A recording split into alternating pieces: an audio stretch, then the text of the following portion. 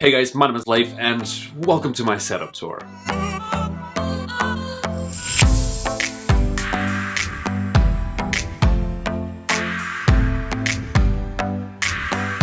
So I'm an actor, I make films and videos here for YouTube. I do have a fairly small space in here, but I didn't want to let that hinder my creativity. So I focused on making a comfortable and effective video editing setup in a small space. Before we get started though, I want to send a huge shout out to Edgar and his YouTube channel TechSource. And as some of you who are watching this right now might know, he has a show over there called Setup Wars. And it's that show that's inspired me to want to do and create all of this. You know, to build a beautiful setup and create this clean space that I'm proud of and a place that I can feel at home in. So thank you, Edgar, for being so cool and for all of your hard work over there on your channel. Dude, you're super inspiring. So thank you, my man.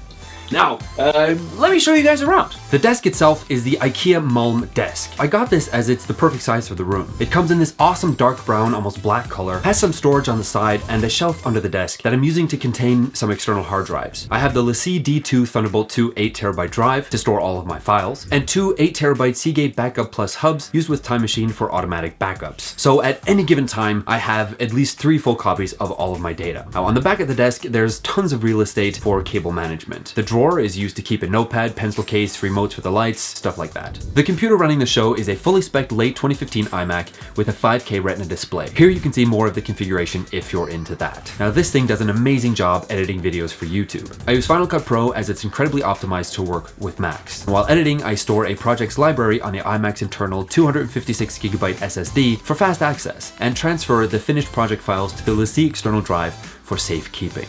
Next to the iMac, the secondary display is an Asus MX279H. It's only a 1080 display, but I really appreciate having a second screen, particularly when it comes to editing. I was using the Apple Wireless Magic Keyboard that comes with the iMac, and I was really happy with it. But after spilling wine on it on several occasions, a bunch of the keys stopped working, so I had to go back to my old keyboard. This is the Razer Deathstalker Chroma. It's comfortable, I like the chiclet style keys, and it can do this.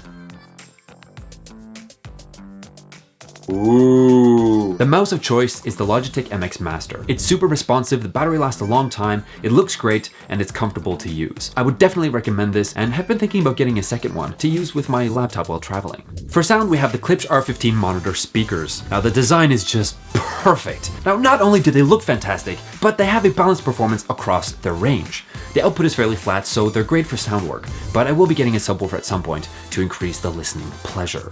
I have my headphones hanging on the side of my desk. They're out of sight while not in use, but only take a second to grab whenever I need them. The headphones are the Sony MDR XB550, and these are pretty amazing for the price. They only cost about 40 bucks in Norway, have ample noise cancellation, and are really heavy on the bass. Cause you know, it's all about the bass. To charge my iPhone or connect it to the iMac, check this out. I have a sneaky Thunderbolt cable hiding under the desk for easy access. Behind the iMac is my microphone for live streaming. It's out of the way while not being used to keep the desk looking clean. The mic is the Rode Podcaster on the Rode Studio Arm, a powerful microphone that I'm really impressed with. And on the Studio Arm, I have some dewdrop LED lights that I got from Stephanie here on the channel. Thanks again, Stephanie, they're really awesome. Speaking of lights, I got this lamp with a color-changing LED light. For the lampshade, I crumpled up a piece of thin wax paper and put it inside a metal lampshade cage. I'm really happy with how this turned out. And behind the second monitor, I have another lamp, and behind the desk, I've stapled an LED strip for that awesome backlight glow. And all of these are accessed under the desk by a single on and off switch. And while watching a movie or playing games, this is what it looks like in here.